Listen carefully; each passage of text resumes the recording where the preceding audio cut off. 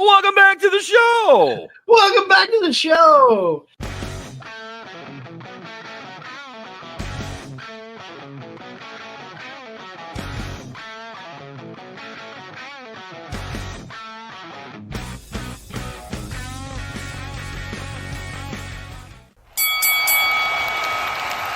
And now, your hosts of the Card Subject to Change podcast, the For Frequency's Sake Tag Team Champions of the World, the Wizard CZ, and Never Wrong Nick Bull.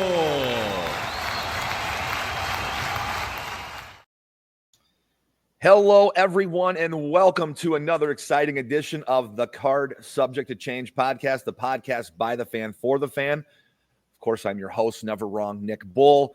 We are, of course, powered by Lopez Pizza, built by Durham Remodeling, colored by Ryan Allison Tattoo, and protected by Jared Zook of Country Financial. We wanted to put those guys over. Without them, this would not be possible. Of course, I'm Never Wrong Nick Bull. I'd be remiss if I did not introduce you to and mention he is my co-partner on the championship run we have for the For Frequency Network as the Tag Champs.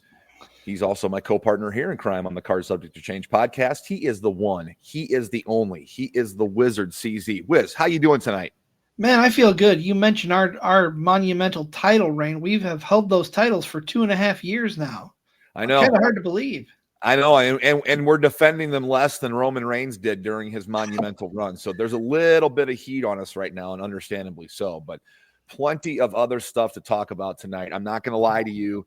You know, we love having interviews on this show, and we thought on the road to WrestleMania, usually, you know, we have people on to review the big shows, and we felt this was a big show from the start, even after Royal Rumble. Like, something major is going to happen at the show. I don't think we could have called anything of the major that happened last night, but we had a feeling we want to get a guest on to talk about this show instead of just having two old heads like you and I chomp it back and forth. We wanted to get another expert opinion on this, so we booked this ahead of time, and I'm glad that we booked this person in particular because, you know, we love having wrestling fans on. We love talking wrestling, and what a moment for the ages last night in wrestling, which we'll talk on here briefly. And of course, we're going to welcome in our guest. He is a good friend of the podcast. He is the head honcho of Central Empire Wrestling. Of course, I am talking about none other than Austin Bayliss. Austin, how you doing, my friend? Man, guys, you said two old heads. We've got 3 old heads and then 1 young one. My son Bristol is joining us. He's excited. Are you ready for this? You got double trouble tonight. 2 Bayliss boys ready to rock this. What a night. Thanks for having me. I know you invited me for the Rumble. My wife had a holiday party in late January, early February, whatever it was. So thanks for rescheduling with me. You know, this is going to be my maiden voyage, our maiden voyage. So you guys steer the ship, and we can't wait to talk about last night's Elimination Chamber. Oh, man, and what a night it was. Before we break down the show and talk about how big of a night, how big of a moment that was last night, can we ask Austin Bayliss if that was your Elimination Chamber that they used for the match? Oh, I wonder if we lost him. He went. We did lose Austin. We did lose Austin momentarily. I think he's trying to come back on. We'll bring you back here. This is the Card Subject to Change podcast, the podcast by the fan for the fan. We are powered by Lopez Pizza, built by Durham Remodeling, colored by Ryan Allison Tattoo, and protected by Jared Zook of Country Financial. I'm Never Wrong Nick Bull. He's the Wizard CZ, and we are going to be breaking down that night for you that happened last night, of course, at WWE Elimination Chamber in Toronto, Ontario, Canada. We have Austin Bayliss of Central Empire Wrestling. We're back. We got connected back up here. Austin, I wanted to ask, was that your Elimination Chamber that they used for the match last night? We were there in Toronto, the future 51st state, and I couldn't believe it. It was a beautiful sight. I was looking around, and then they were doing the anthem, and they were booing it, and then they were cheering theirs, and man, I was just excited to be there. What a night it was, you know. No, Definitely wasn't. I was in good old Wellman, Iowa, rural Iowa, watching it like you guys were. And man, it's always impressive though when they do these big arena shows, these big stadium shows. I went to the Elimination Chamber when it was in St. Louis, and it may or may not have been sold out, but we're talking 15, 16,000. Last night was what? Just shy of 40,000 Just shy of wrestling 40, fans. yep. That's where the Toronto Blue Jays play. That is an indoor-outdoor baseball stadium. That's a baseball stadium show, is what that was. And amazing. What a game changer in live events, this last 2 years. And I think SummerSlam this year is 2 days and Yep. Philadelphia or something. So, wow. Good time to be a wrestling fan. A lot of options. I really liked the show because 4 matches. I think less is more. You can definitely dedicate more to the stories. I'm a big fan of fewer matches, but longer stories. So yeah, I was kind of surprised when that lady was singing and they were booing the anthem. I mean, I wasn't necessarily based on the world, but I don't know. I just thought that's kind of sacred for everybody, and you kind of show your respect. So I thought right away, if that's how we're starting, this night is going to be a crazy one. Oh, absolutely, and it definitely was. Where do we want to start? Because there's so many things we can talk about. Do we just want to rip the Band-Aid off and talk about the big moment first? I think you got to. I don't think there's a way around it. Everybody's talking about it everywhere, right? I'll flat out ask you guys, is this the biggest heel turn in wrestling history? And I'll start with you, Austin. You're the guest. You've been around wrestling for a long time. You know how this stuff is run. You know how this stuff goes. You're a fan yourself. Is this the biggest heel turn that we have ever seen? Well, I got to disappoint you guys a little and say that we go to bed early at the Bayliss house. So we actually went to bed before the main event. And, okay. Hey, you're smarter than me. Okay. Because I went to bed way late. I wish I would have stayed up for it because I remember being a younger guy watching these shows, and the end of the show was always the best. But I think you guys can admit too, to say that, as we've gotten older, it seems like the shows you can just watch them later and they're forgettable. This is a reminder of why you got to stay up late, why you've got to watch. I was laying down on my phone, and all of a sudden my Facebook started dinging and my phone started ringing, and you knew something had happened. You knew something major had happened. So I heard about it. I watched it a little bit. I was super excited, but I wanted to wait to watch it live with my son in the morning. So I get up, my wife's already seen it, and I'm super excited. I say, Briston, let's go watch it. We get it on the TV, and Briston says, my friend already texted me. You're not going to believe what happened. So it was all that work you went through. All that work. I guess, honestly, though, it's a really good lesson as a wrestling fan. Things are good right now. It's WrestleMania season. You don't go to bed early. Elimination Chamber, it's a big deal. I didn't know who was going to win. Frankly, when we were kind of looking at it, we weren't quite sure who all was in it. We haven't truly watched leading up to it. Mm-hmm. I figured Cena wouldn't win. I thought it was a beautiful. I can't wait. Seth Rollins, CM Punk. I think that's going to be phenomenal. But as far as the biggest heel turn, I think the most beautiful thing about this is I've been seeing he's been a babyface for 22 years. He's been a fan favorite for 22 years. And in that time when he was shoved down everybody's throats for so long, people were begging for it and begging for it and begging for it. And I think the timing, of course, I probably would have said 10 years ago the timing was right. But I think there's just something about right now that feels really special about it happening. The Rock is the man. WrestleMania season. I think it was huge. I wish that I was watching it live. I loved watching the replay. I did not like that goofy guy with him, though, that came out with The Rock, whatever Travis his name Scott, is. the rapper, yes. Yeah, I just felt like he took away from the moment moving around. I found myself watching him a little more than I wanted to. And I, celebrities, it's WrestleMania season, that happens. I kind of wish that he wasn't involved in it because I think it took away from the guys I'm more passionate about. I didn't even know his name, so my son did. And I don't know anything about him. I knew that he was advertised for the show, and I seen his name when they flashed up. I don't know any of his music, so I know he's a big artist, though. I loved the John Cena's face, that expression. Beautiful. I mean, you're going to remember that forever. It looks uncomfortable. It looks like, all right, stuff's about to hit the fan, and I like The Rock's belt. I like the date on it. You know, I mean, there's just small things like that I think really speak volumes for the story that they're trying to tell. And it's not just a story that came together at the end of the show. It's a lifelong story. That's a 22-year story. It's incredible. And honestly, I hope, just as the fan in me and the business person, I hope he wins the championship and gets to the end of the year and says, I'm not going anywhere. You know, I mean, that's wrestling. So do they pull the trigger on him to win the 17th as a heel?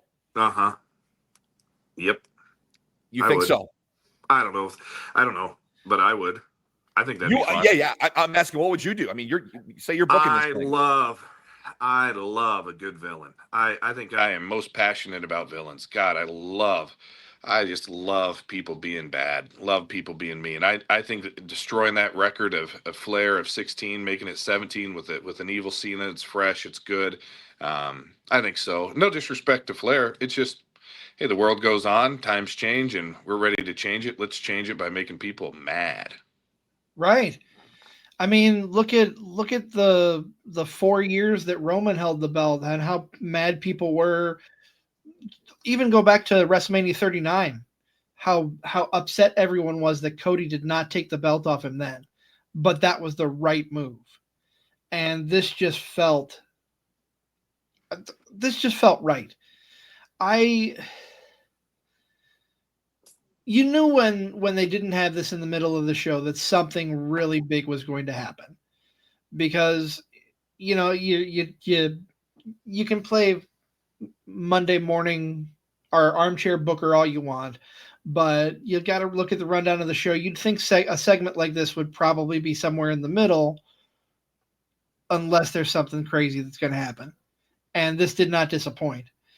I looked over at Nick afterwards, and I kind of had this feeling when Cody turned down The Rock and Cena started jumping around like a madman celebrating this. I'm like, Cena's turning. That was my first thought. I thought that Cody was going to attack Cena before the segment started. I thought Cody was going to take the deal. But then when Cena started celebrating the way he was, I'm like, oh, this is happening.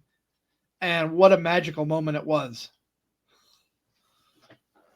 Isn't it amazing? I'm sure you're seeing similar things on your social media timelines. People are changing their profile photo to this. I mean, their wife's out the door. Evil Cena face is their new Facebook profile photo and that type of thing. I think that speaks volumes for how big this is on a wrestling fan.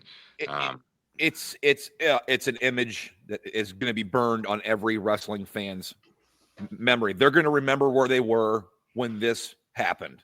You know, hey, where were you at? Who were you watching the show with? What was your reaction when this went down? This was one of those things. And I think maybe this is one of those moments for a younger generation than the current room here that we have. This might be one of their first major wrestling memories that tie in with, you know, the older generation, you know, kind of believe, you know, it shook the whole spectrum of wrestling fans last night, whether you're our age or the age below us that was watching this. Wait until tomorrow. Oh yeah. You know, what's next? Yeah. No, it's fresh. It's good. My son loves it. And he loves Cena because he hated Cena before, you know. So it's a different vibe in our house for sure. I bought him a John Cena farewell shirt for Christmas, and he doesn't like to wear it. Now I think he might wear it. I mean, I don't even feel dirty for John Cena, and I don't think the fans do either. I think the shock is just maybe starting to wear off on most wrestling fans. There's probably going to be more to come as we record this on Sunday night, more to come tomorrow night on Raw and Netflix. Is there more that they can do, or is this a slow burn to Mania? What would you do next, Austin, in this situation after what we seen last night, you know, how it all went down? What would you do on Monday night to further that? what are we, 6 weeks away ish? 7. We're 7 weeks out. 7. Yep. I mean, they're not going to touch each other for a long time. They're going to slow burn it. Less is more. I think simple things tomorrow night will go a long ways. If it were me, everybody wants to hear what he has to say, but I think people, will he have a new theme song? What will his entrance look like? What does this? I don't even know that they destroyed Cody. I don't even know that Cody needs to be there. But I don't think he does. I don't think he does. No. Go ahead though. Yeah, no, I mean, I think this is Cena's entrance. This is Cena's aura. This is less is more, because they're not going to tell you everything the first night. You're just going to get a little. I would slow burn it. You're going to see him arrive in the first half an hour, maybe in the car or backstage or something, and they're just going to drag it along for several hours. That would be what I would do. He's got to finish the show. Let me ask this to both of you. I've seen this speculated online. Back at Bad Blood, The Rock came out, held up the 3 fingers. Some people say that was foreshadowing because Cena's got the 3 fingers, but when The Rock cut his throat, he held up 2 fingers. Is he adding one more person to the mix? Is there going to be one more person under The Rock's influence? Is this a countdown to what's next? Yeah, I don't know. When you say under The Rock's influence, that kind of brings up a point that I wanted to bring up is, I think the fans, me, CZ, Mr. Bayliss here, among others, are, wondering what will Cena come out and say.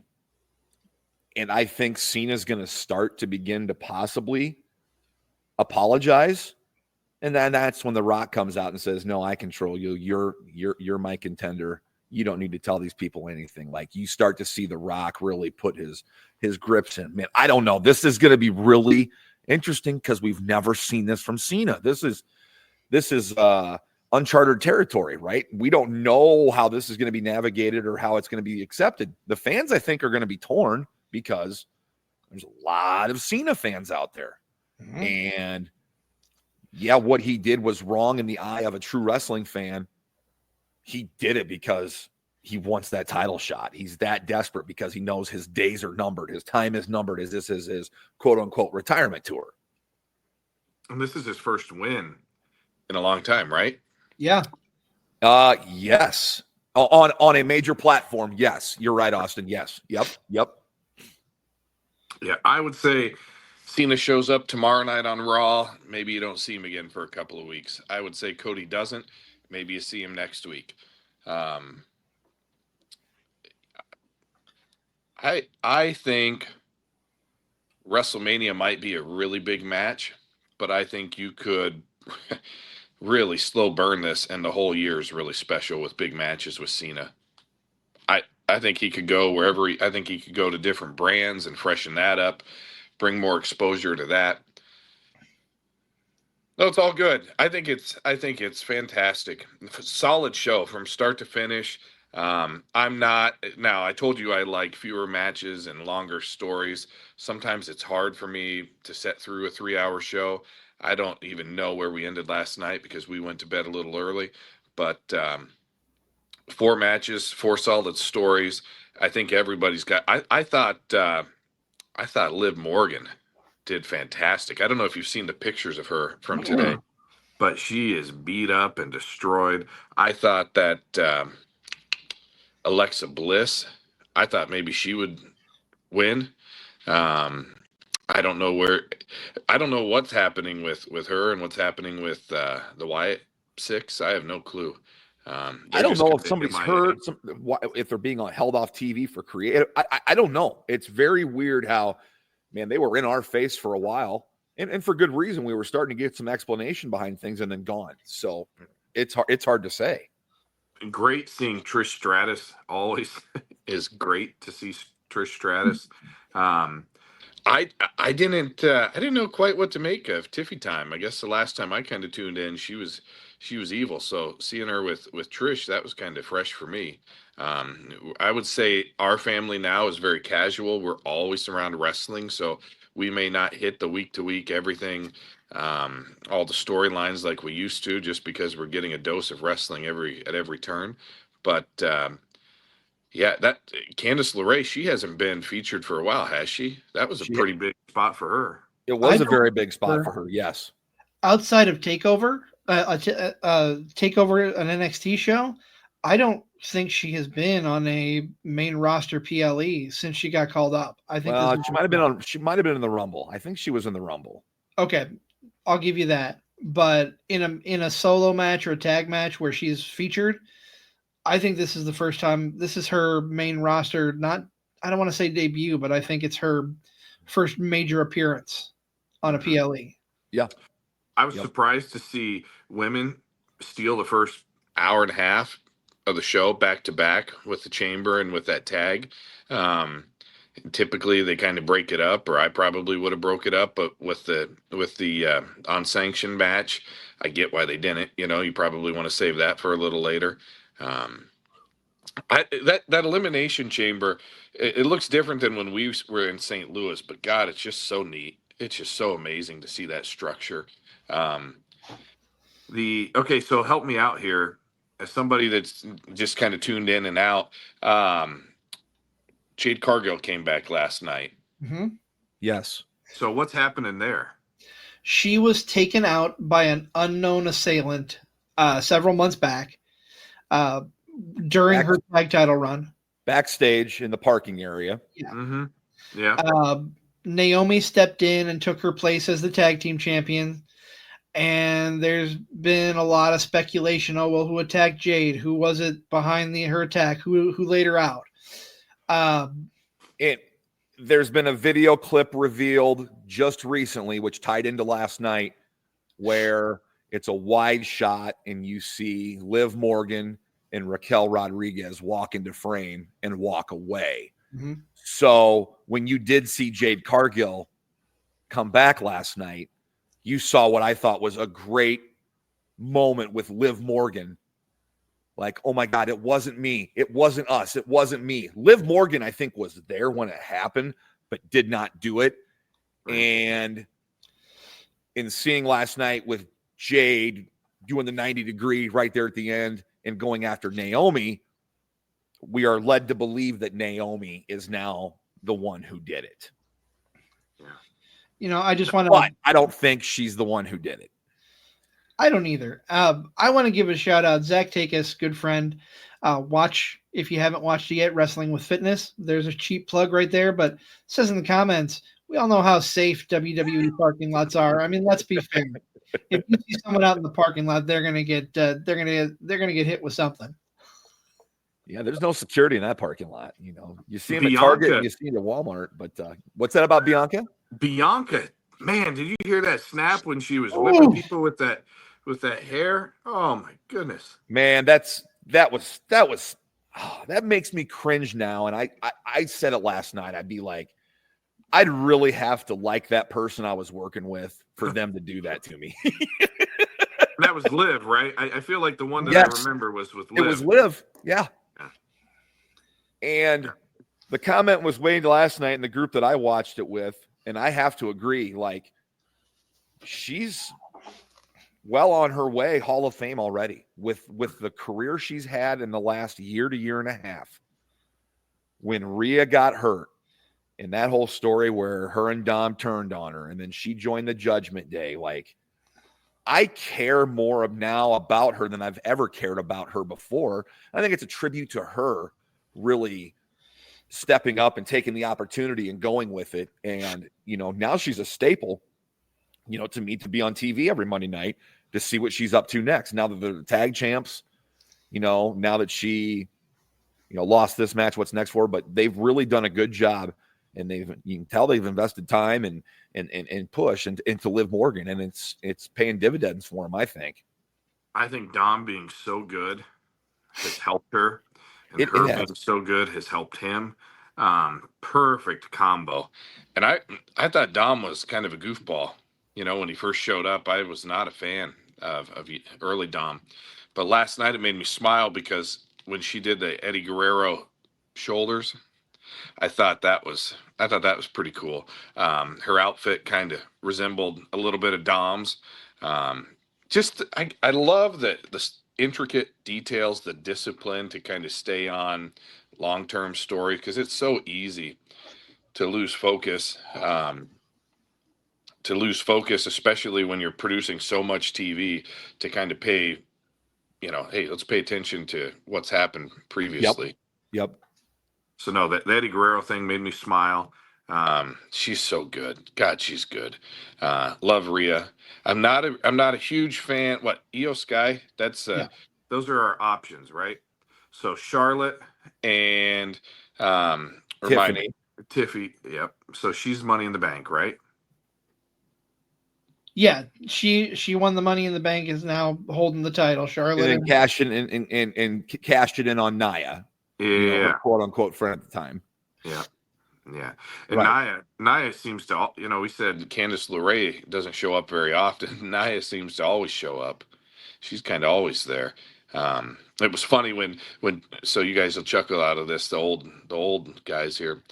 My son left, but when we were watching this last night, Trish comes out, and my wife and I are just like, wow, she looks phenomenal. And my son says, God, Trish, put some clothes on. And I told my son, I said, Briston, you need to go to your room. Get out of here. And he goes, what? He goes, don't you know your wife is right there? And I said, she knows that Trish is beautiful, And God, what a beautiful woman. What a fantastic, 20-some years, 25 years. I think like 99, early 2000s, Trish came around. And the neat thing, I read yesterday where her kids were live watching her maybe for the first time. That's pretty sweet in person. Yep. What an icon. God, I'd love to have her at a Bridge City Slam, or love to have her anywhere, She's tremendous. I met her a couple years back at the Waterloo Hall of Fame weekend. I don't know. Were you at that Hall of Fame weekend? Yeah, we were there. Yep. And she it was goes tremendous. so fast. Yep. It goes so fast. You get an opportunity to meet her, and there's 200 people ahead of you and 200 people behind you. I've met her over the years, and she's always the same. She's always a fantastic meet and greet. She's always a fantastic human being. So it was good to see her. I thought Candice in that tag match, I don't know, it's just me. I'm not a huge Candice LeRae fan. Maybe it's because I haven't seen her very much. But I really like in WWE right now. Matt Cardona's wife, Chelsea Green. God, she's so good. I thought it was a missed opportunity for them last night. She's Canadian. I mean, they would have came out and just loved whatever she did. Yeah, she is so good. To me, she's Kind of like Dom in that role. I think she just nails it. Yes. I love watching Dom for what he does. I love the Chelsea Green Karen, so good. So I kind of would have liked to have seen her. It is what it is. We'll see her tomorrow. We'll see her down the road. Yeah. But no. What did you guys think of the women's chamber kicking it off? I thought it was a good start. I enjoyed it, and the way that it started off with Jade coming out right at the beginning, taking out Naomi. I think part of me wanted to see someone replace Naomi in the match, and maybe this is where Chelsea Green would have had a chance to shine, come out and take the spotlight in her home country. But I understand why they didn't. But no, the women put on a tremendous match, and they always show out. I love that they get to highlight or be highlighted in these big time matches with the Rumble, with the Elimination Chamber, what have you. I wasn't disappointed at all, and I want to see what happens next. I'm anxious to see, because the way it ended when Bianca goes back, you had the stare down between her, Io, and Rhea. That was a moment right there that, I mean, I think there were several moments that were, what's the word I'm looking for? They weren't underwhelming, but I think the end of the night overshadowed them. There were such great moments like that end of the women's chamber where Rhea and Io come out and are right behind Bianca and they're all staring each other down.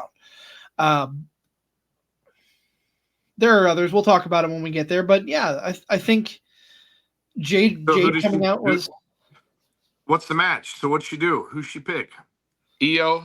Well, tomorrow night on Raw, we get Rhea and Io. Okay. And the winner of that is who goes on to face Bianca. Correct. Oh, that's how they're figuring it out. Yeah. That match, the match with Rhea and Io has been set up for weeks. Mm. It was set up that way from the start. So it wasn't like just added overnight. It was well ahead of time. So Charlotte's involved? No, Charlotte is on the other side of things. She's going to be facing Tiffany at WrestleMania. Okay. Do they turn this Women's World Championship match between Io or Bianca and whoever, whether it's Io, whether it's Rhea, do they turn it into a triple threat? Personally, I'm not a huge fan of Io. I mean, she's all right. My wife and I were talking about that, and Kelsey's like, well, she's just so acrobatic. She does so many neat things, and I'm fine with that. Remind me, last year it was Bailey and Io Sky. Is that right? At WrestleMania? At Mania, yes. Yeah. Yes. And my son, when we were talking about this, he's like, God, he didn't really care. He wasn't excited about that match. He wasn't really into it. I kind of have that vibe just about Io Sky in general. I don't know what it is. I think I know the garbage can spot's a pretty sweet spot, but to me, that's just what I think of her. I don't think about a heck of a lot more. I love Rhea. I think Rhea is fantastic. So I did like that ending. I did like the both champions. I don't know, just cosmetically, maybe I would have put maybe when the second one came out, when Io came out, maybe put her off to the right. So then the challenger, the winner, is in between both of them, and she kind of has her back to one, and then she backs up, and then the other two. I didn't necessarily like that, but I mean, that's such a small thing. Just maybe put the champions sandwiching her in, holding up the belt or something. But I mean, it's fine. I think that's a moment you talk about. That's a big one. Let me ask you, and this is, since we're talking about the Elimination Chamber, I want to talk about the chamber itself. This may be me nitpicking. Nick and I talked about it last night with our group who was watching. In years past, they used to have lights flickering between the pods as to who would be released. This year, it was like a spinner thing, and I could barely see it. I didn't care for that. I think the lights are more prominent. They're easier to see. Like I said, this may be me nitpicking, but what do you guys think of the way they handled highlighting who was coming into the ring next? I like that they're experimenting. I like that they're not afraid to change it up. When you do that, when you experiment, sometimes people like it, sometimes people don't like it. You can always go back to what you know well, which is what they've always done. To me, it's just a symbol of the new era. We're trying new things. We're seeing how it's sticking. One thing I don't like the crooked entryway, where it jogs off. It's not a straight line. That's just a small weird thing. I don't think it hurts. It's just I'm so used to the straight entrance ramp. So the curved, or whatever you want to call it, entrance, I'm not a big fan. I don't hate it. It's fine. It'll work. But it's small little things like that I think kind of freshen up a product, which really, unless you try to make changes, unless you, even if it's not broke, if you just try to create something new, wrestling could look the same forever, Right. I wasn't a huge fan at first of the LED corner post, and now it doesn't bother me. It's fine. I noticed last night on the hard cam side, I think they had an actual ring skirt and not the LED screen. I follow a manufacturer of ring steps, and he said they actually had two different styles of ring steps last night. One, which they had used for the previous 20 years, and then that was the side closest to the entrance, and on the far side, they had like their newer style. So, okay. I mean, small little stuff like that, but they're definitely tinkering. They're definitely trying to figure things out, and I think that's good. you know. I think freshen things up. We're definitely feeling it with the product. It feels good to be a wrestling fan. You feel like you missed out on something when you went to bed early and missed that 22-year turn that we waited for at the end of every show for so many years when he kept getting shoved down our throat. I hope he comes out with some new music that we hate even more than we hated before. I hope he comes out just, if we thought we had it bad for the last 22 years, we're not going to be able to stomach the next 8 months. I mean, I hope it's kind of like The Rock's music. We get like a throwback at the beginning of his old, and then it kind of turns into what The Rock's music is, but maybe more suited for Cena. But him coming out they got to start the show with that, right? Or is that your main? Because I'm telling you, last night when I seen the men's chamber going on and the Cody Rock segment hasn't happened yet, I'm like, something major's got to happen if we're having a segment main event as opposed to a chamber match at Elimination Chamber. How did you feel on that? Should it have been flipped around knowing what we know now, or did they do it right? They put that as the main event over everything else that was going on the card. Oh yeah. Oh, people are comparing it to the NWO. I think that is a very fair comparison. I think that's got to be the comparison for this. Yeah. Hulk Hogan was face for a long time, and Hogan did so much at a time when WWF was a little more vulnerable and not the force that they are now. Okay, said and done. I just think with Cena and his background, and he hasn't done it, and the whole Make-A-Wish thing, you never thought you'd see it happen. And when it does, it's like, oh man, there ain't no going back. They're doing it. And it was a ride, and it was so fun. And it's great to have moments like that. So my question to you was, when was the last time you felt this way in wrestling like you did after watching the Cena turn? When was that last big, for lack of a better terms, oh shit moment that happened that really kind of stuck with you like last night? Will obviously will. I wasn't watching when the NWO happened, so maybe this is the biggest moment in my fandom. I got into wrestling in late '99, so back then it was like Vince, higher power. It was Austin McMahon. I thought that was huge. I don't think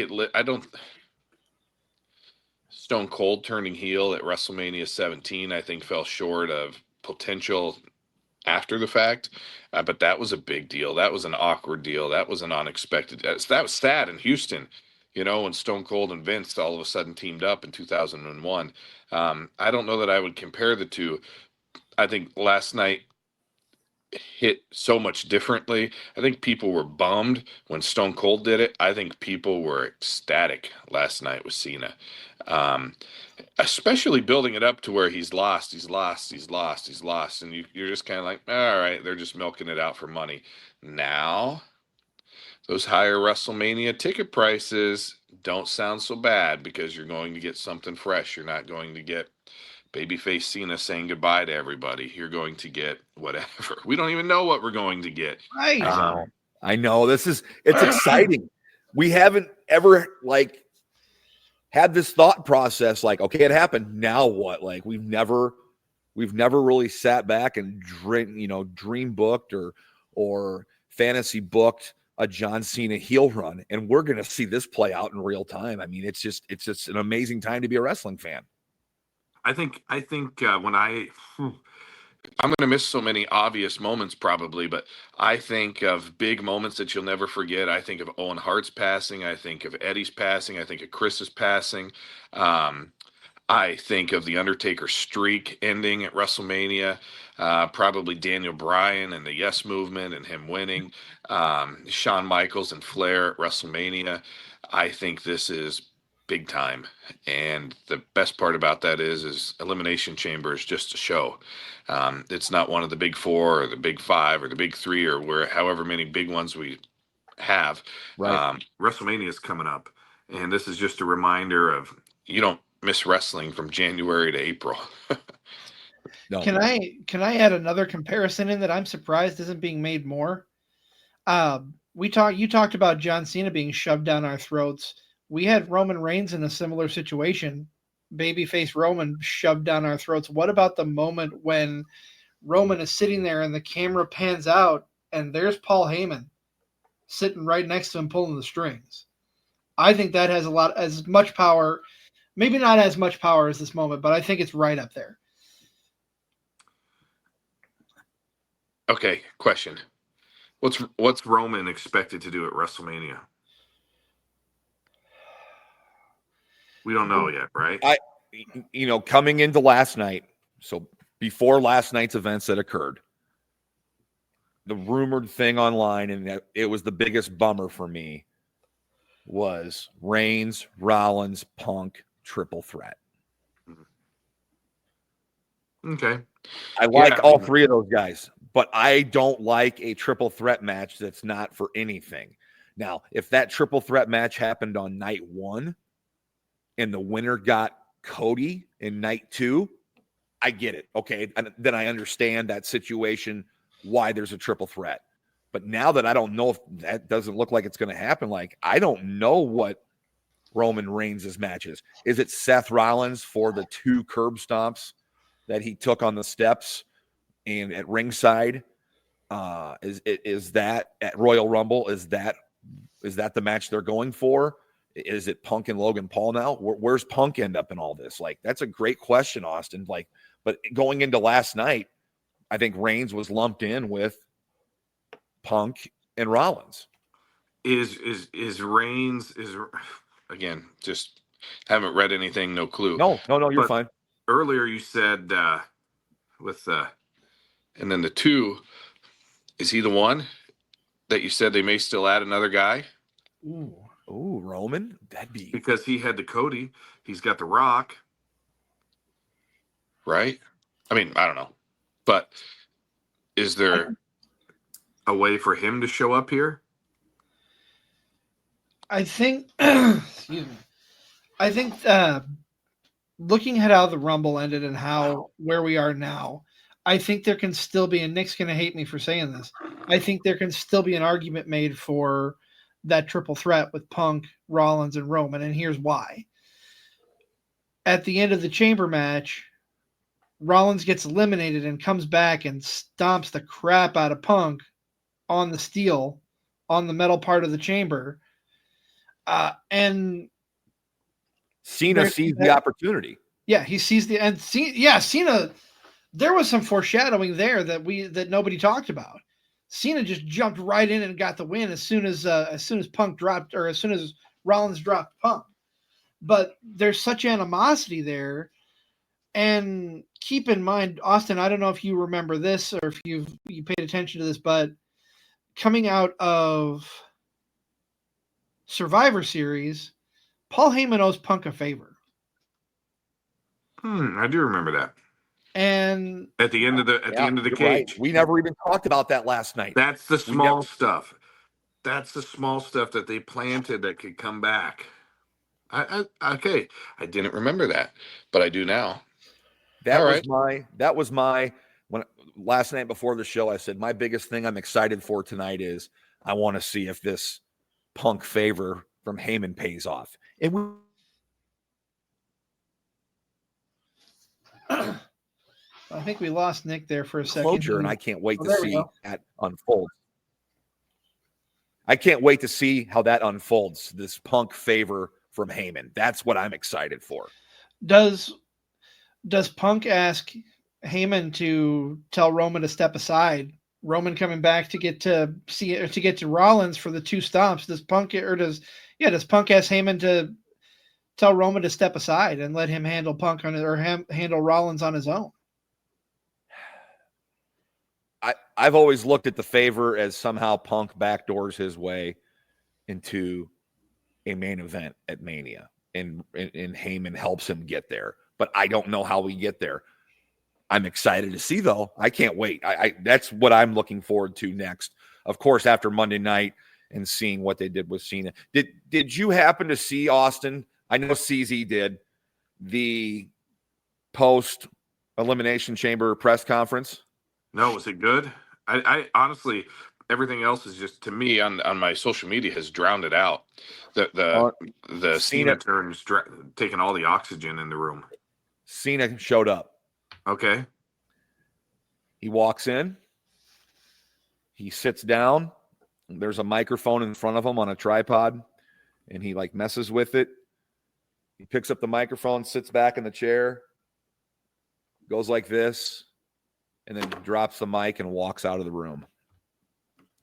Perfect. It was beautiful. Like, man, this is great. Like, we're always told, just give it time, stuff will happen. And it does. It really does. Like, this one is going to be one like, okay, everybody, from I know we're a day removed. I know maybe we're being prisoners of the moment of sorts, but I don't think so with this memory. Like, everybody from now on, when you say Elimination Chamber 25, everybody's going to know that was the night Cena turned. And I just think, like, it's so cool to have experienced that with it not being a major show. Zach just said, with the mic drop, do you think he comes out and does that again? Okay, let's say you go with that.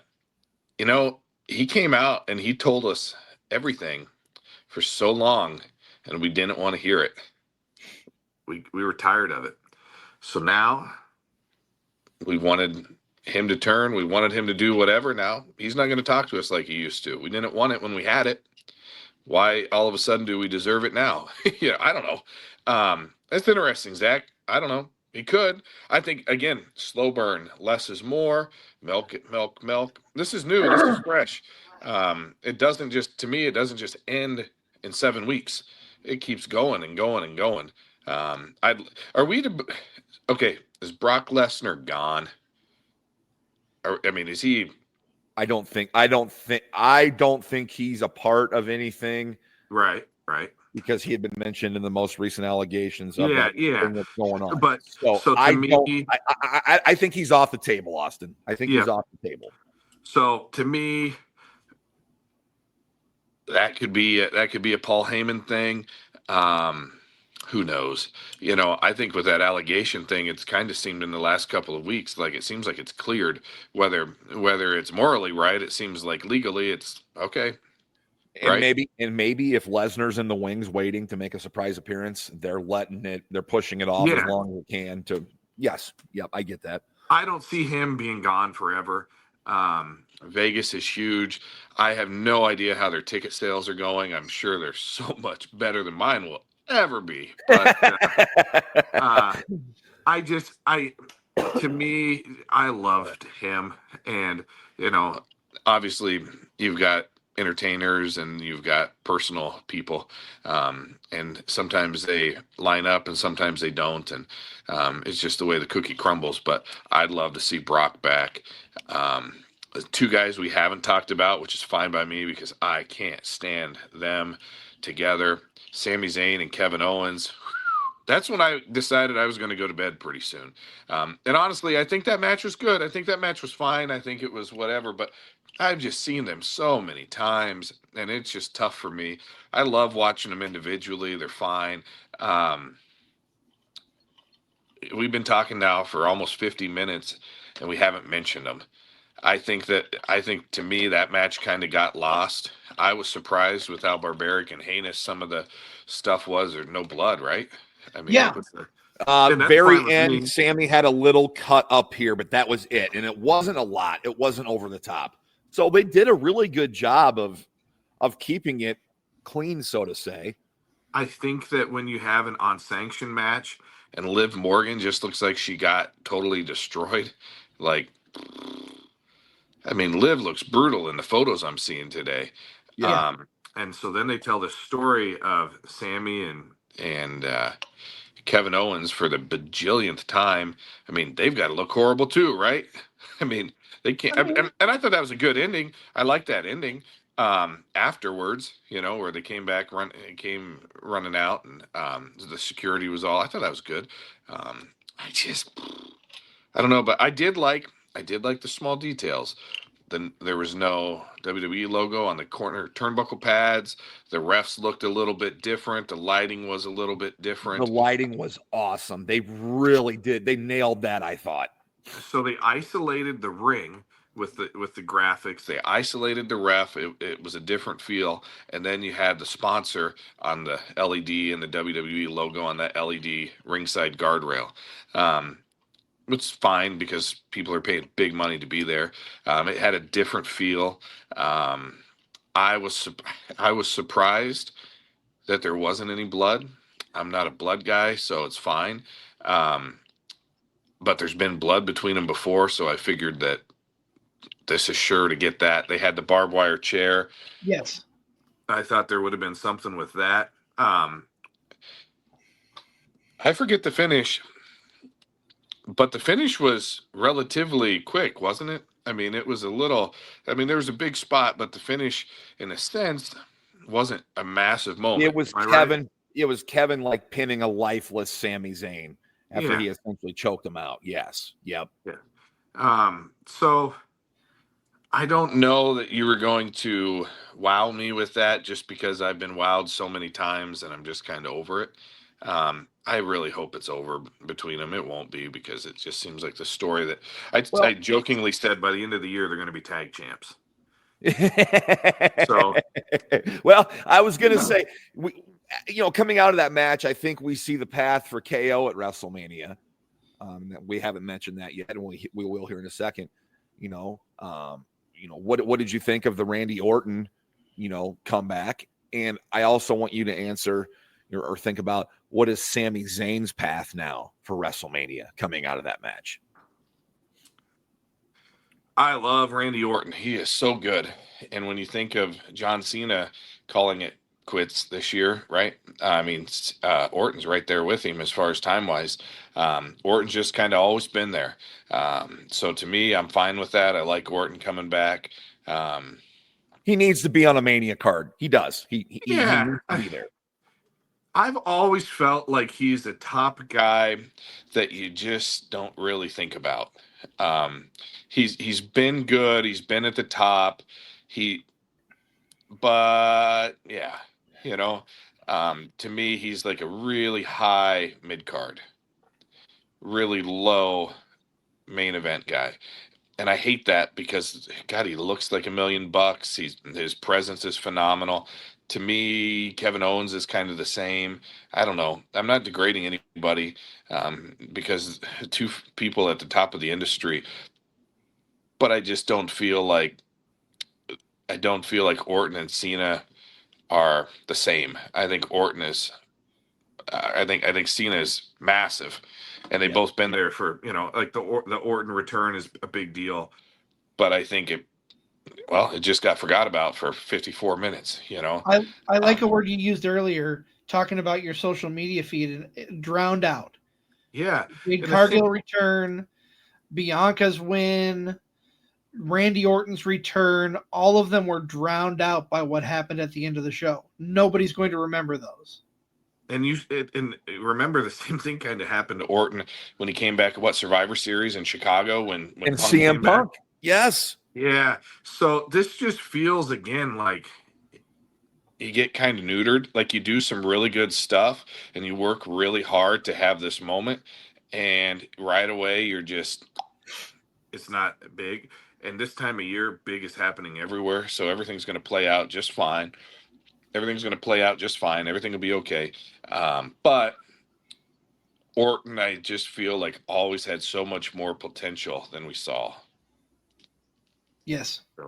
Yeah, I do too. And you know what? The injury bug really got a hold of him a few times where he was out for months. Over a year at one point, wasn't he? Missed some probably collective years throughout the time with his injuries. But Yeah, he's there with Cena, but Cena will always be seen as above him, and that's not a bad thing. I mean, John Cena's, a Mount Rushmore guy for a lot of people, so that's not putting, Randy Orton in bad company. But yeah, it just seemed he kind of got overshadowed with what happened. Just like you said, 54 minutes later. I want to ask you, because I got a wrestling podcast and I want to ask somebody a wrestling question, but what is Gunther's path coming out of Mania if Jay wins?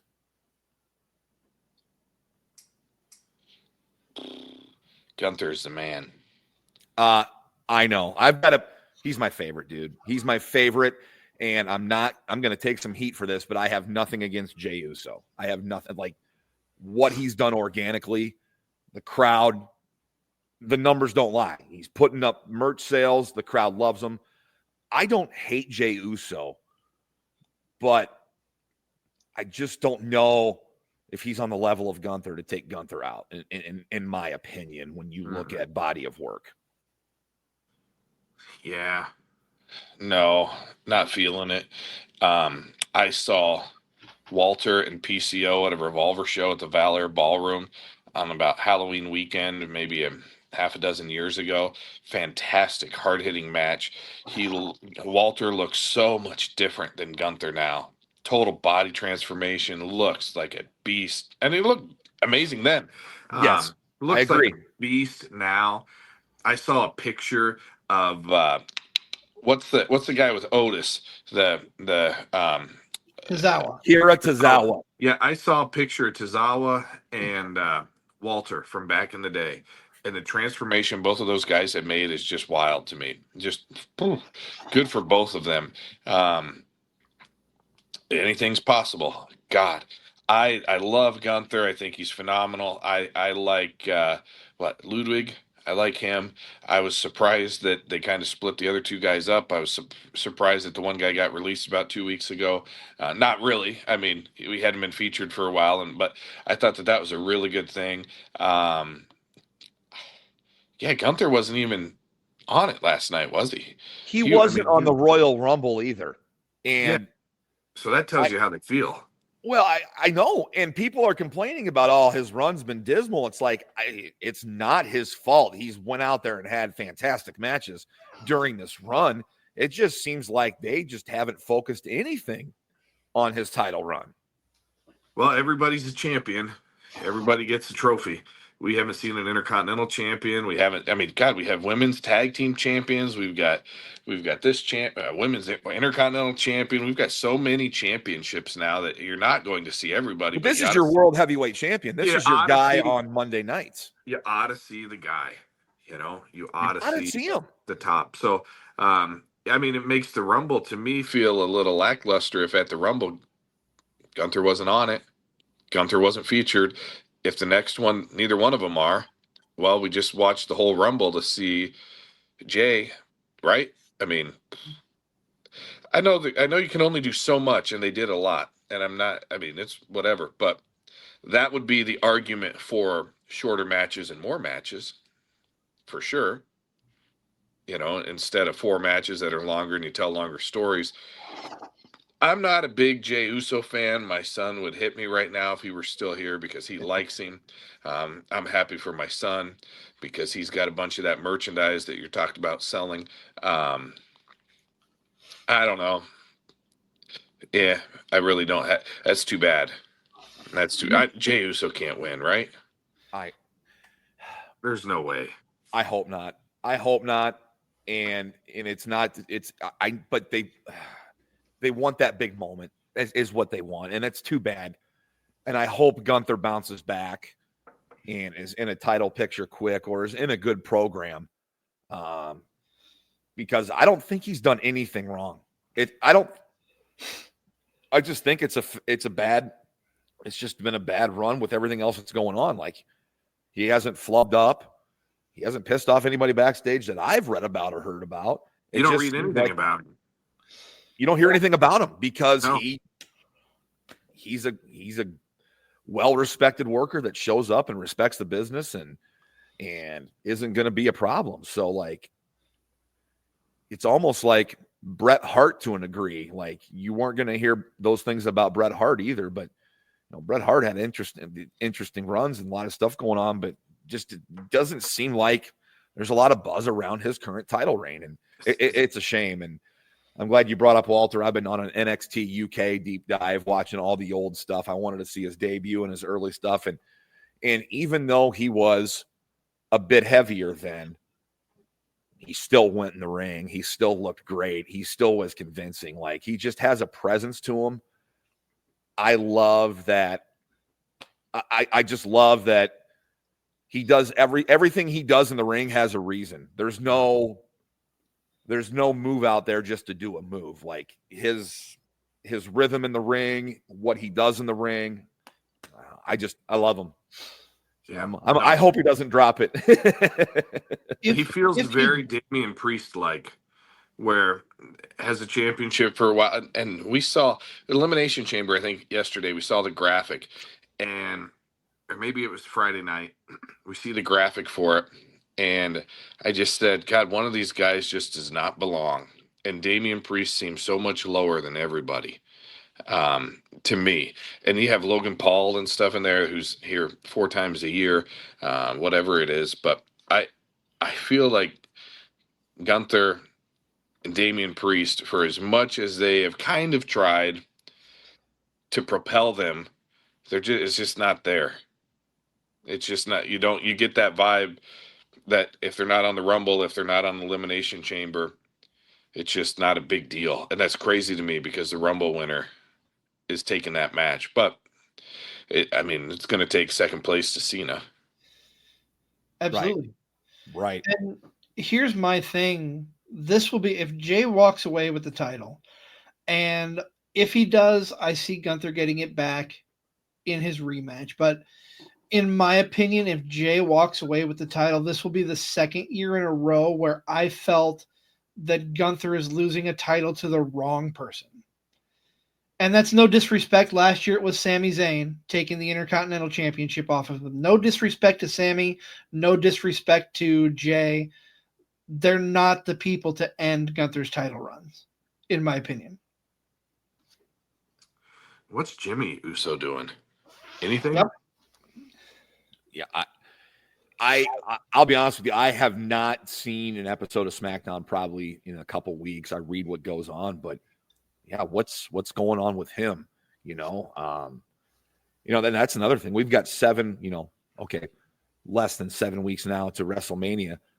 There's not a show between now and then. I don't think there's even a Saturday night's main event. So they got 7 weeks of programming, no PLE. So this is kind of interesting to see, how much of the card we get, earlier rather than later.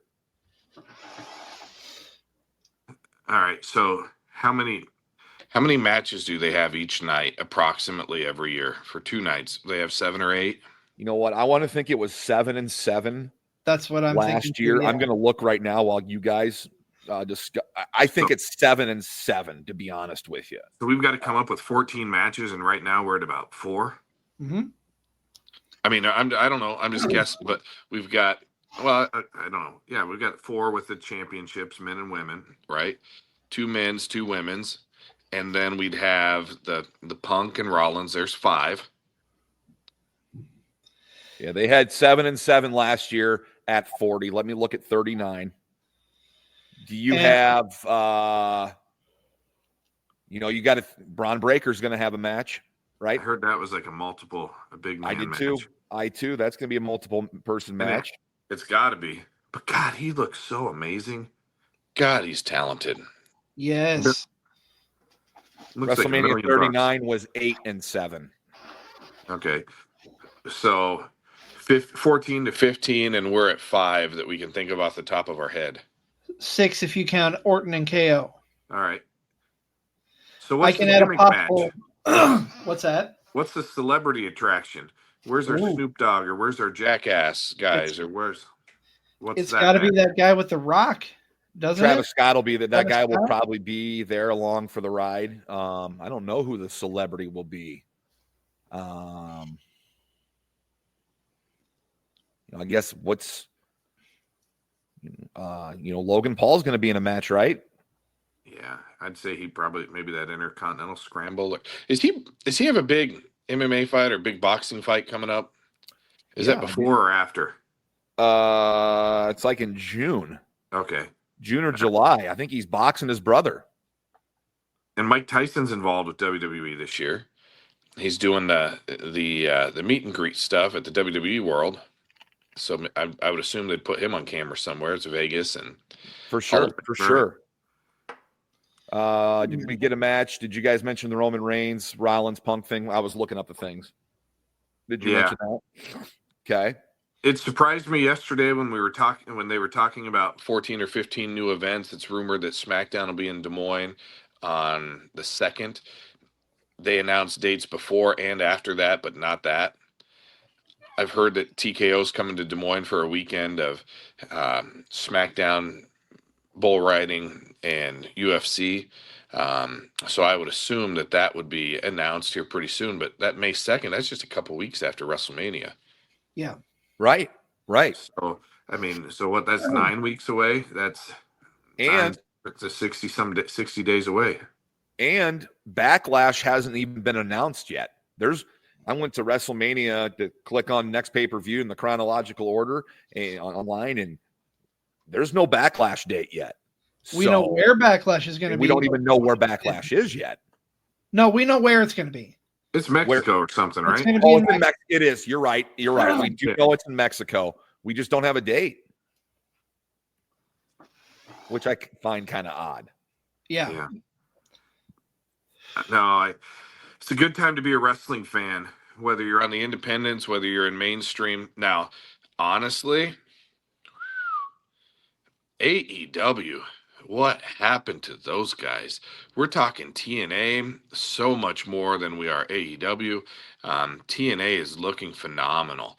The cross branding that they're doing, gosh, it propels them, bringing up Jordan Grace, bringing up Believe in Joe Hendry, different people. TNA seems like the place to be right now. It seems like the precursor for NXT. NXT seems good. This is just such a brutal situation, I think, self-induced, but you think Gunther's an afterthought. AEW is an afterthought. They get lost for the next 7 weeks at this rate. TNA's whooping them. Austin, I'm glad you mentioned AEW because I want to pick your brain as a promoter. This is something Nick and I have talked about. We mentioned Gunther not being featured as one of the two main champions in the WWE. What are your thoughts on the AEW championship belt itself being off camera for as many weeks as it has? Allegedly, it's in Moxley's briefcase, but you do not see it at all. Well, AEW has been off TV for me for years. I don't know anything that's happening there. I can't watch it. I went to a live event. It was a Dynamite in Des Moines, and actually, I enjoyed myself. But I didn't know who most of the guys were. Right. I missed out. Collision came to Cedar Rapids, and my son went with a buddy, and they had a good time. But everybody that was advertised, nobody that was advertised on the poster was actually there. My son didn't know any of them. To have that much money and to have that much exposure per week, and it's just crazy to me that you don't think about them. To see a lot of these people that took the big money to go there a handful of years ago, and now they're begging to come back because AEW is where you go to let your career die. It feels like, I mean, there's nothing making me want to watch that, and it's sad because there's a lot of talent there. But this time of year, especially, WWE's eating your lunch every day, and now if NXT's eating your lunch and TNA's eating your lunch, what do you do? And honestly, as far as the live event thing goes, we went to Wells Fargo Arena. I don't know an actual number here, but I'm gonna say that arena seats 15,000, and there were probably between 3,000 and 4,000 in that giant arena. Collision in Cedar Rapids, that arena holds 4,000 to 5,000, and they probably had 4,000 there. So the optics and the vibe from everybody I heard in Cedar Rapids was phenomenal. Instead, they go to these big arenas. It was hard to get a chant going or to have a chant carry on very long at Dynamite because you're just 3,000 people, 4,000 people in a 15,000 seat arena. It's tough. It's really tough. So if your stories aren't good, it's even tougher. If Iowa, if a rural market, if a sea town doesn't know who your people are, or if the people that are at Cedar Rapids, they're expecting to see Jericho, they're expecting to see some of these names, so they come out and then they don't know anybody. Kind of sucks the air out of the room, doesn't it? Oh, it does. It does. And that's a tough one to me. I'm not even mad. I'm not even disappointed. It's like they just don't even exist. And that is a wild thing because I would say they have positioned themselves as WWE's competitor, and there's no way. There's just no way. Do you guys think I'm wrong or crazy or is that too harsh? No, Austin, I'm letting you talk because I feel the exact same way. I know the Wizard feels the exact same way, but I try not to come on here. I'm not mad at you. I'm glad you said it because it's other people saying it that validifies why I don't rail on it on here. I'd be saying the same things week after week after week. Mm-hmm. They've got a pay-per-view coming up next week. That's next week's show that CZ and I are doing. We're going to be talking about their show. They've put together a really good card. There's a couple good storylines going into it, but it just seems to me it's just fantasy booking done without thinking. And there's a couple good stories going on. There's a couple good things going on. I won't, the stuff going on with Mariah May and Tony Storm has been really good. I'll give them credit there, but it just seems like there's a lack of leadership over there, a lack of directions of each shows, and it's apples to oranges between the two, in my opinion. So I'm glad you said that stuff because I feel myself, CZ, a lot of people feel the exact same way. I am kind of on my own island, and I love it here. But if you put Mariah May, I've never heard that name before, you just said it. If you put her and two other girls in front of me, I would not know which one she was. I could get Tony Storm. I saw her. I know who she is. But I've never heard that name before. And she is relatively new to America. Yeah, she's relatively new to America. She's been here for a little while. Had her success and stardom over in Japan. But her and Tony Storm are in the midst of this great angle, and they've put on good stuff. So I mean, I'll give AEW credit there. And they have some tremendous talent. I'm not taking away from their talent. They've got tremendous talent, but it just seems like there's not enough guidance over there. That's what I'll call it. There's not enough guidance they've got all these people with experience on their payroll, but they're not going to them. And, there's no influence there from the right people, in my opinion. Everybody's got great talent. By the time you get a national TV deal, by the time you're doing arenas, you're doing something right. But I don't even know how you salvage it. It just seems like such a bad vibe. Punk came out of that situation looking like $1 million. Yes. And Cody came out of that looking like $1 million. And who did they had a Ricky Starks recently? Am I right? He changed his name, but yeah, the former Ricky Starks now on NXT. And Ethan Page, Sean Spears. So we're going to be getting Rusev and Alistair, Malachi, whatever you want to call him, Black back. I mean, some of those guys are going to be your WrestleMania returns. Some of those guys are going to be your WrestleMania guest. Sure. I'm just guessing. I haven't read anything. But, I mean, when Ricky Starks came to NXT or TNA or wherever he just came to, it was on my social media feed. Yeah, that's a big thing. Because, again, I'm on my own little secluded island. But I never saw anything Ricky Starks ever before. Anytime he would pop up, it was, hey, Ricky Starks came with Cody backstage at a WWE thing. Mm-hmm. I mean, simple, stupid stuff like that is getting The Ricky Starks publicity, not the greatness that he was or wasn't doing at AEW. Right. I mean, how is that even happening when you have the type of funding and exposure weekly, multiple times that you do? You're not using that funding right. 100%.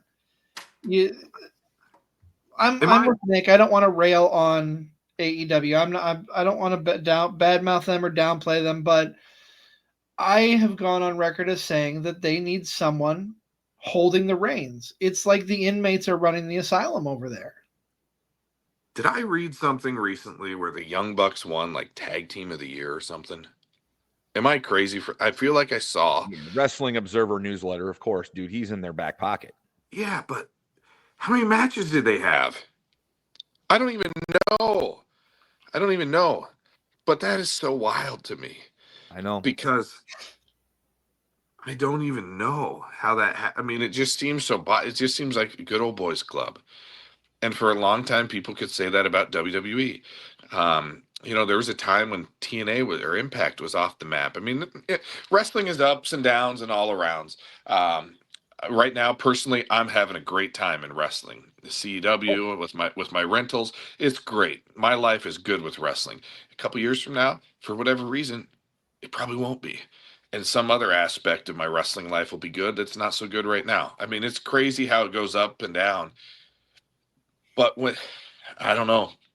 It's so hard for me. I don't even know. I haven't watched TNA either.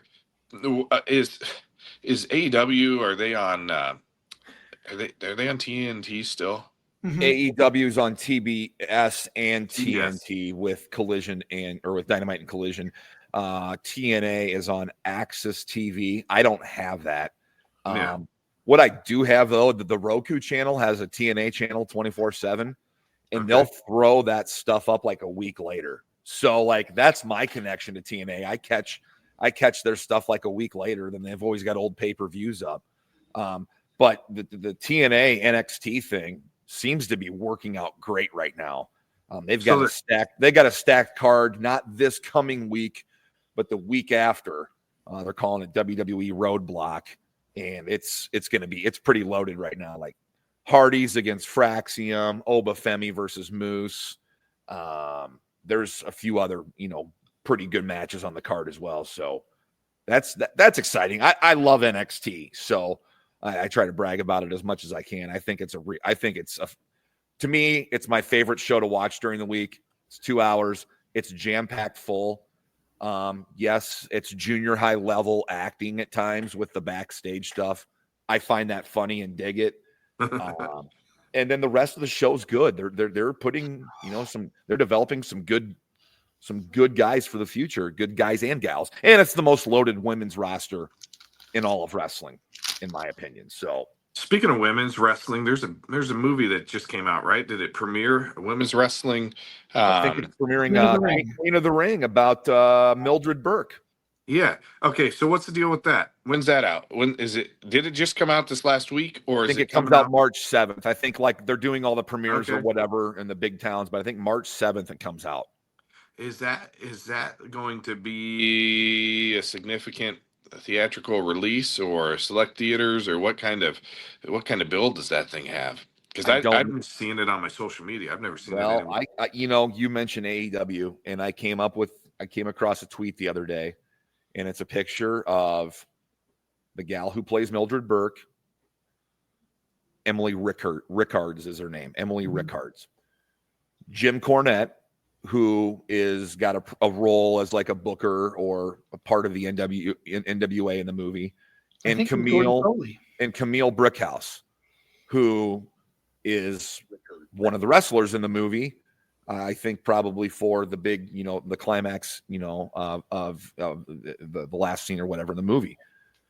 She's on your AEW roster, and there hasn't been one mention of that movie on their shows. Nothing. It's like, how do you not talk about that on your shows or on your social media? You've got a wrestler that's going to be in a movie about what else? Women's wrestling, and you're not even pubbing it What's wrong with you? Sorry, Yeah. I wasn't yelling at you guys. I promise. You just can't. You can't fix stupid, I guess. I mean, how much you get one shot every 5 years of a mainstream wrestling movie coming out. They're on your roster here. Sounds good. Cornette. I love Jim Cornette. Cornette's been off the grid for a long time. I think a lot of that'll be popular just because they want to see Cornette. People love Cornette. People hate Cornette. People will tune in just to see that. I'm going to. I'm excited to see it because I love it anytime wrestling, and this seems like it's treated seriously. It's not a puff It piece. looks like it's shot very well. Yes, they put a lot of, when I seen Jim Cornette was a part of it, and I know Jim Cornette's a very, very polarizing figure. You either like him or hate him. I love listening to his shows, not because of his rants. I just love hearing the history of stuff. Yeah. Because that guy was a part of so much and knew about so much. He's a fan, of course. That's how he got in the business. But I just like hearing his stories, his history and stories and stuff. So when I knew he was going to be a part of it, I knew it was going to be a big deal, not cheesy, not stupid, because he wouldn't do it if it was not going to benefit wrestling. And you mentioned how there's an AEW talent in the movie, and we're talking about AEW TNA. I have access to watch TNA Impact's the weekly program. They are advertising that movie every single break, and AEW is doing absolutely nothing with it. I don't know. That's just one thing to me that I saw this past week about that. I'm like, yeah, that person made a good point. I know social media is not the end all be all, but I had to agree with that tweet because they're not pushing it, and it's like, Yeah, but social media kind of is, because I know it's free. Wrestling fans, again, wrestling fans. I'm going to say a lot of them may not have a smartphone, and rural communities specifically. I can attest to this. Our fans, some of them may not have a smartphone. Some of them may not have internet. So cable television is not for everybody. You've got Roku, which is available at Walmart, major retailer, cheap TVs. That's all we've got. We've got a bunch of Roku TVs, so now I can watch TNA a week later, where I couldn't watch AEW. Depending on, and in my rural atmosphere, this is a real thing. People, myself included, we don't know who the AEW guys are. We don't. It's just. I'd love to bring in a Danhausen to one of my shows. I would love to bring in some of the AEW guys that are available. Well, a lot of times they're booking on Saturdays, so you can't, But I don't know. I'm going off the rails here. I'm disappointed. I'm disappointed because AEW came in and I was watching that religiously every week. I thought it was so good. I had my parents watching it. My parents thought it felt different. My parents thought it felt fresh. Something happens sometimes somewhere. I don't watch it, don't care. And that's just wild to me because what do you know when that moment was? Do you know when that moment was? Was it after the Punk stuff went down? Or was it before that? What do you think was the polarizing moment or the turning of the moment for them, in your opinion? Well, we watched because Punk came. That was a big deal when they got him. Yep. AEW to me at the beginning was so exciting because it was the indies. Yep. It was an opportunity for my peers, the people that I've worked with, to have a spotlight. And at some point it became, and I get it, but at some point it became like WWE's Castaways came there, which was the same thing you could say about January 4th, 2010, when TNA or Impact went head to head on Mondays with WWE, and they have Val Venus and Hulk Hogan and Eric Bischoff. And it's not that people didn't like those guys.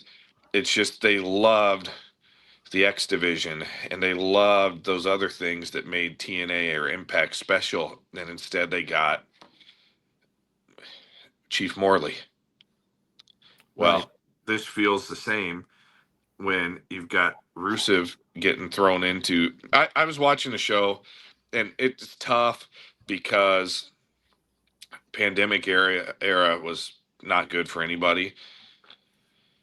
But some of the stuff that they were doing during that time, having people thrown into arcade games and arcade games dumped on them, it just really was so dumb to me, and I just couldn't do it. It's tough because there's no crowd. It's tough because there's no atmosphere. It's even worse when it's just stupid. It makes me feel embarrassed sometimes to say I'm a wrestling fan, and I hate that feeling because I am so proud to be a wrestling fan. And a lot of times it just seems like it kind of insults my people think, oh yeah, that's what he gets into. AEW just feels that way to me. So I don't know. I'm just taking your word for it, but the championship has been in a bag. In a briefcase. Bag and then a briefcase. Yeah, for months. Oh, I can't wait to see the briefcase open, and then the belt's not there. Yeah. And the briefcase has been beaten and battered in a match, but we've never, it hasn't been opened. Yeah, well, it'll be open and it'll be gone or something, which that'll be just fine or whatever. But I don't know. I wish him luck because I do have some friends that are working with him. I've got some people I've idolized working for him. I think it's great that people have those opportunities. I just want to see everybody be successful, and there is no better platform than national television exposure, and nobody talks about them. When I say, who do you want to see at Bridge City Slam, nobody says anything about AEW guys. They do a little bit, but it's usually like, we want to see John Moxley. Well, that's the WWE kickback. People aren't saying they want to see Darby Allin.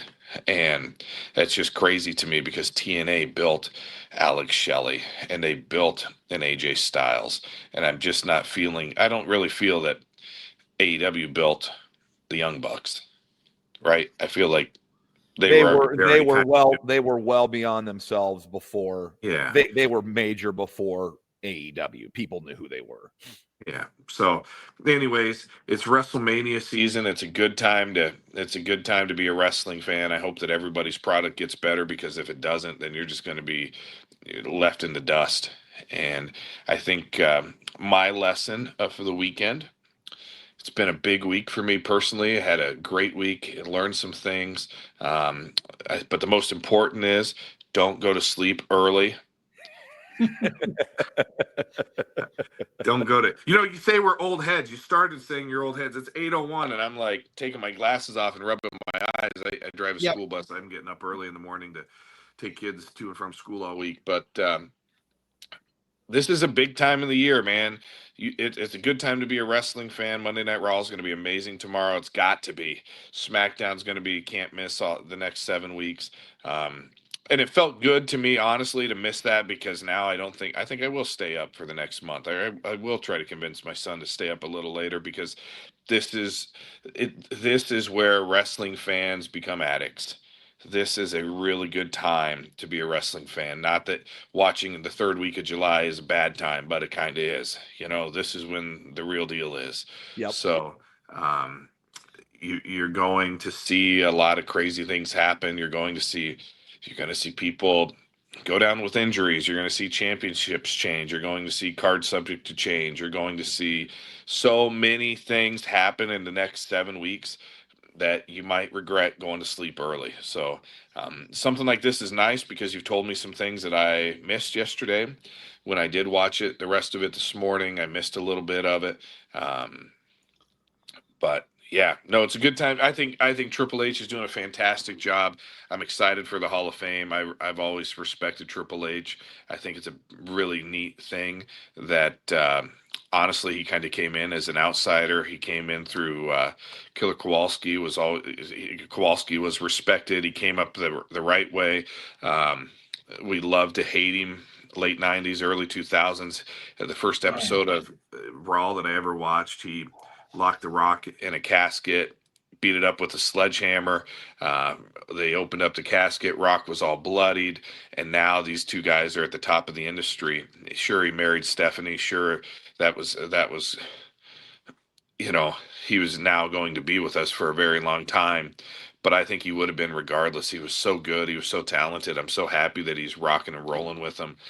Great headliner for the Hall of Fame. I'm kind of excited to see maybe Axe and Smash get a nod. Yes. Yes. I would love to see Victoria get a nod. She signed a Legends deal 6 months ago. She was in the audience here recently.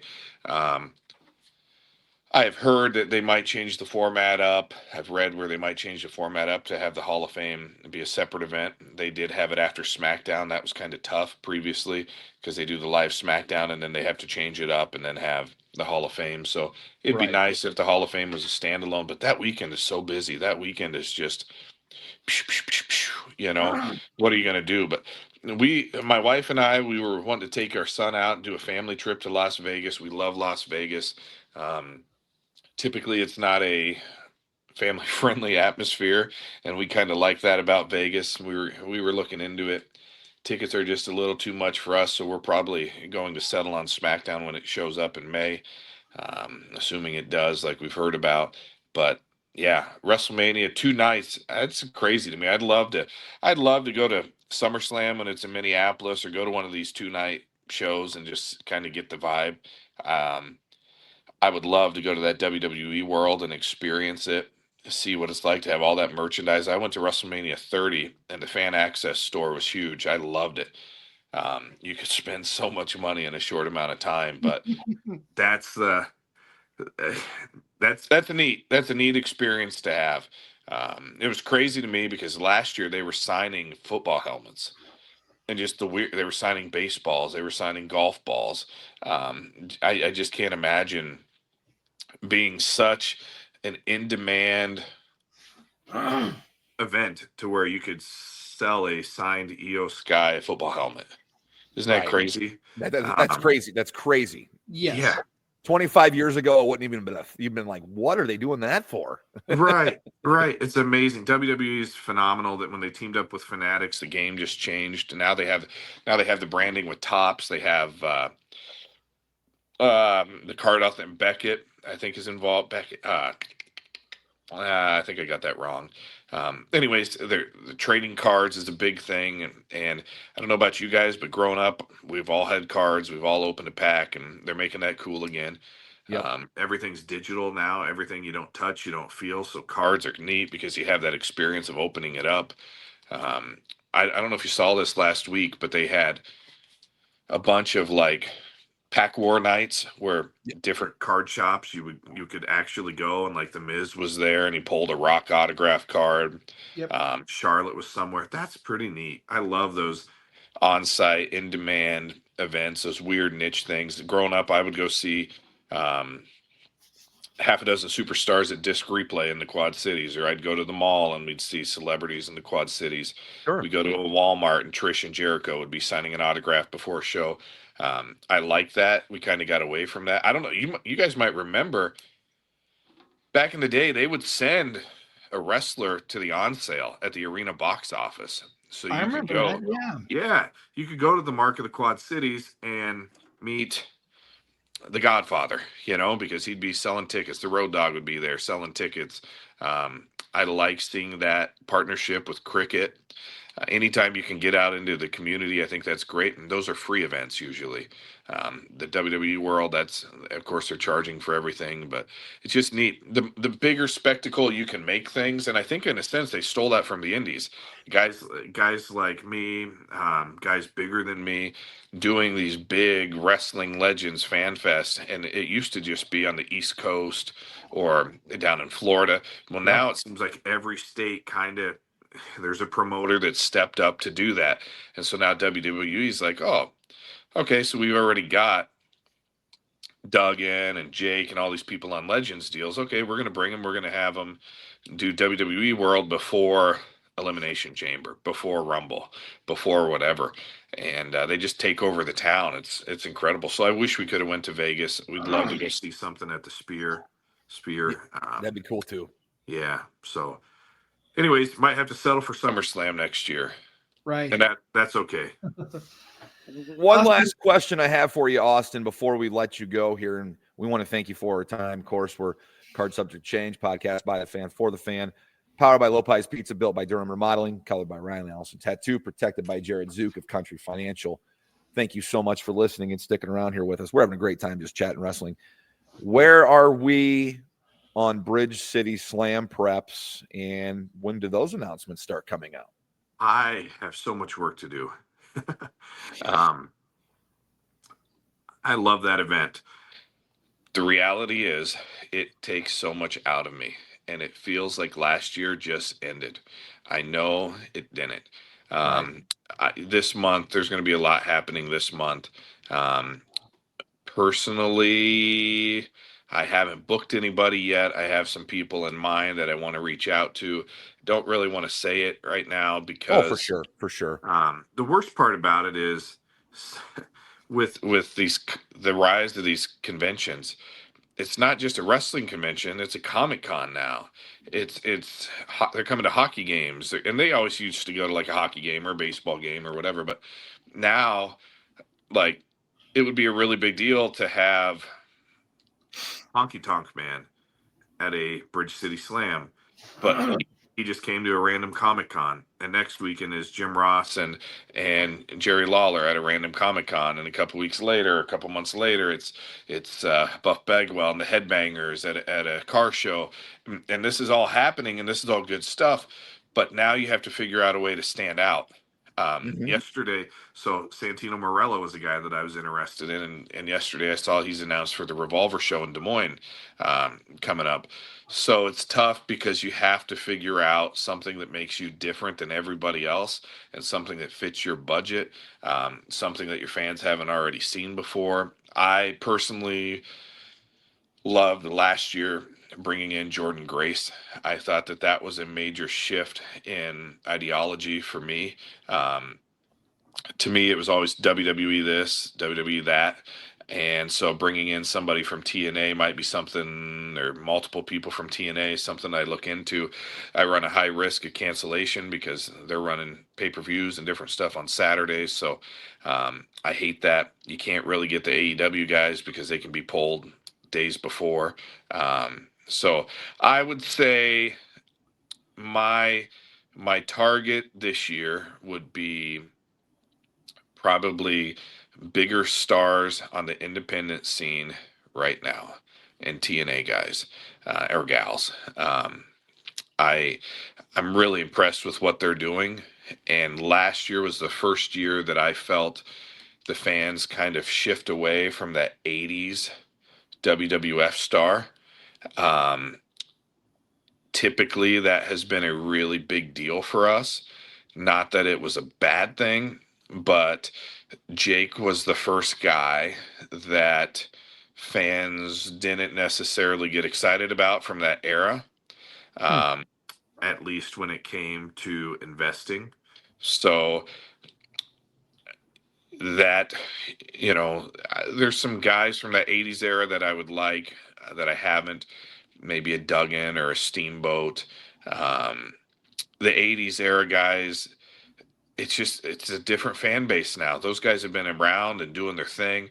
And it's tough to be able to afford them. Sometimes they have to travel with their wife or a manager. I'd love to have Slaughter. That's its own story. Probably won't. But he's the man. He's so good with fans. I would love to have him. 90s guys are kind of tough. A lot of them are tied up behind the scenes in different companies now, or we've had them. I think Mick Foley would be a lot of fun. I think Kane would be a lot of fun. Scotty Too Hottie and Al Snow were two guys that I did a lot of work with 15 years ago. I'd like to bring both of them back. They both have kind of had a resurgence in their career. Scotty's now got a son that's wrestling. Al, of course, is doing great in whatever he does. What I noticed last year was the fandom shifted away from the 80s and 90s guys, and people like that oddity 2010, early 2000s, 2010 Snitsky, the Boogeyman. And that makes sense because those kids from that era are now 25 years old or now 30 years old. So a time period that we might have thought wasn't as good as the time period, the 80s and 90s. Now that's kind of cool. So I'm seeing some of those 2010s guys looking more appealing, the girls looking more appealing. I could see a shift to a Dolph Ziggler, a shift to a Cardona again, a shift to a Tori Wilson type of thing. Nobody's booked yet, but I feel like that's kind of the popular ask right now, is that time frame. Of course, everybody wants me to bring in Stone Cold and The Undertaker. Right. I love it because so do I. But it's fun. It's tricky. It's a beast. Last year was the first year that I truly felt that it got too big for me. I really think the right size show is 6 celebrities. That seemed very manageable. That seemed very doable. Last year, I think we had 12, and I think we handled it very well. But just the show, it gets so big, and you always hope that it gets big, but then I'm pretty insulated with the same crew, with the same people that I trust, and I have been for so long. It's hard to add new people into your circle, and I have to. I absolutely have to. So that's a learning curve that I've got to figure out. But no, Bridge City Slam the next month, it's going to be big. I got to work on my income taxes. I got a big appointment with that on Tuesday. It absolutely sucks. I hate it. I have an archaic way of keeping records and it works, but it's not fun. It's boring. I was supposed to do it today, but I decided I wasn't going to. And well, we better not keep you from that then. Oh, you should. You definitely should. Yeah. I want to talk to you until I get really tired, which is coming up here. But, no, it's all good. Bridge City Slam, it's a good one. I'll tell you something that I've just closed with this. Bridge City Slams are baby. Bridge City Slams numero uno. That's a big one. One of the things I've been building up to for the last year and a half is these Mall Madness shows. Mall Madness in November 1st, we're going to have a big Mall Madness. It's going to resemble like a Bridge City Slam. We have an opportunity there to draw. Well, I shouldn't say it to draw, but we have an opportunity there to have 500, 600, 700 people at the mall. And so hopefully we can draw. But it's such a neat environment. It has so much potential. We're building it up slowly. It's a totally different beast to tackle that kind of an event at a mall because it's open to the public until we do our event. So I would say this year, the thing that I'm most looking forward to, I know I can do Bridge City Slam. I know we can figure that out. I know that will live up to the expectations. I'm really hoping that Mall Madness throughout the year grows and grows and grows. And come November, we can do something really special there and have 2 different big shows in 2 different communities. I'm getting older and I'm having a lot of fun doing these rentals and traveling around. And I could see myself in the future doing fewer small shows and 2 or 3 big shows a year.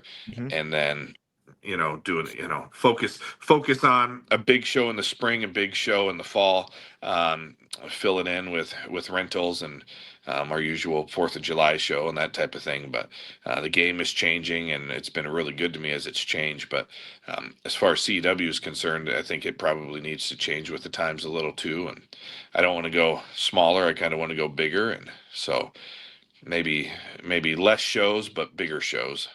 Sure. Well, love you guys. Thank you very much. No, Austin, thank you, man. We covered so much more. We didn't even.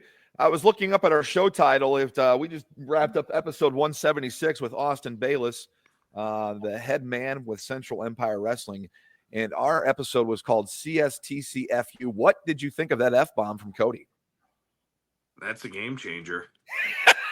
I know, big time. I think that there are right times for big moments. That was a big moment. I didn't like Travis Scott. I probably could have done without the F-bomb, but I think the F-bomb made you pay attention.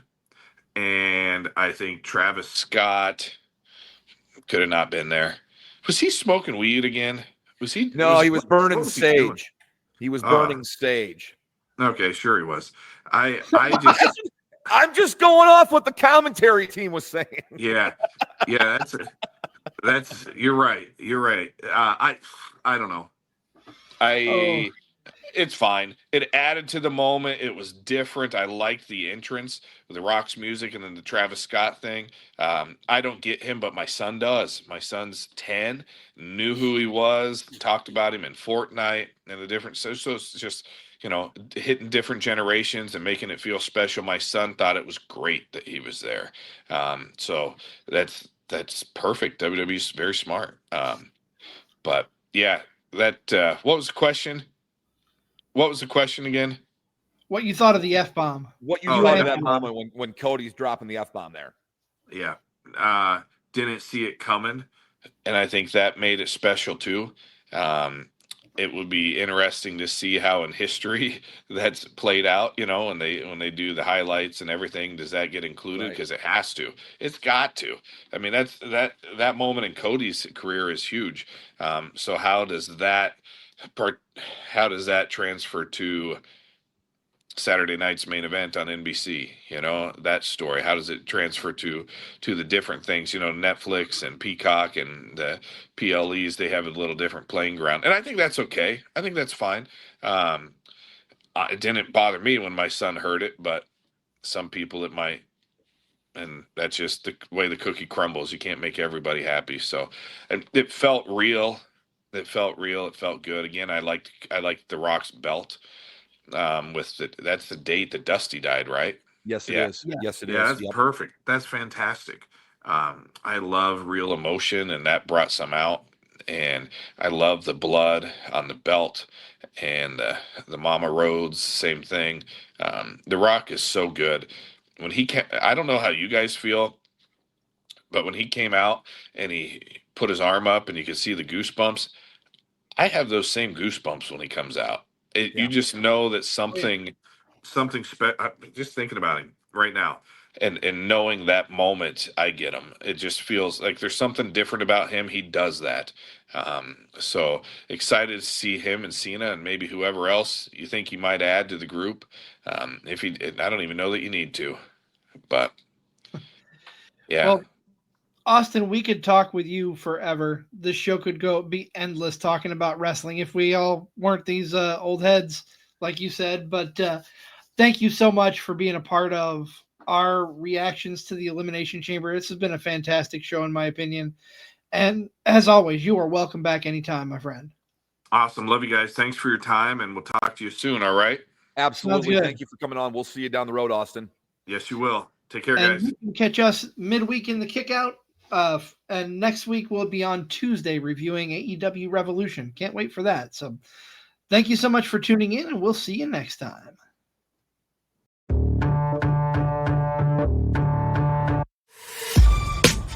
This has been a For Frequency's Sake Podcast Network production. For more great content, subscribe to For Frequency's Sake on YouTube, Facebook, and Twitter.